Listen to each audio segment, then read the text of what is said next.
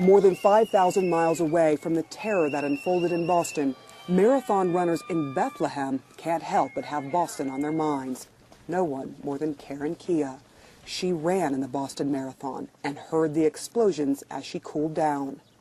And I thought, this is crazy. Can I go to the West Bank in 5 or 6 days? But after like a day or so, I thought this is the only right thing to do. It's really important to be here for me today because of Boston. A few feet away, runner Dimitri Awad wears a T-shirt with a picture of 8-year-old Martin Richard, the youngest victim killed in the Boston bombings. I wanted to show the people in the U.S. that, we care about what's going on. It doesn't matter if a child dies from here or the U.S. or even Israel. Children are children. So I put on this shirt here in memory of Martin. So I hope his family knows that we care. The marathon here in Bethlehem was, of course, planned long before what happened to runners in Boston.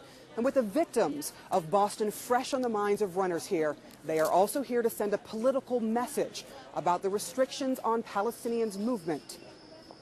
This is the first ever international marathon in the West Bank, beginning and ending at the Church of the Nativity.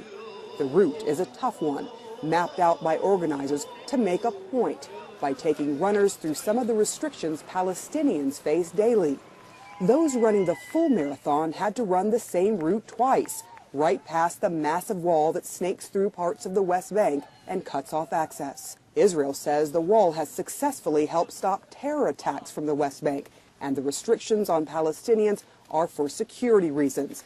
But Palestinian officials and some runners accuse Israel of being blatantly unfair in the name of security.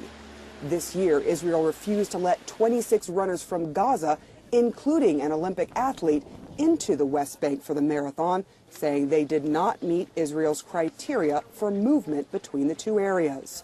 At least 2 rockets have been fired from Gaza into Israel this year, but organizers say Palestinian athletes shouldn't be punished for the actions of others.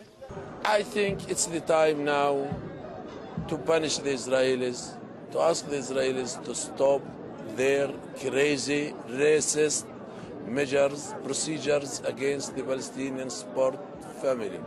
Israel says the procedures are not racist or crazy, but based on making sure Israel is safe. Palestinian runner Abdul Nasser Awajne won the marathon, but laments his fellow runners from Gaza couldn't participate. Marathons in this part of the world can rarely avoid running into politics. Sarah Siders, CNN, Bethlehem.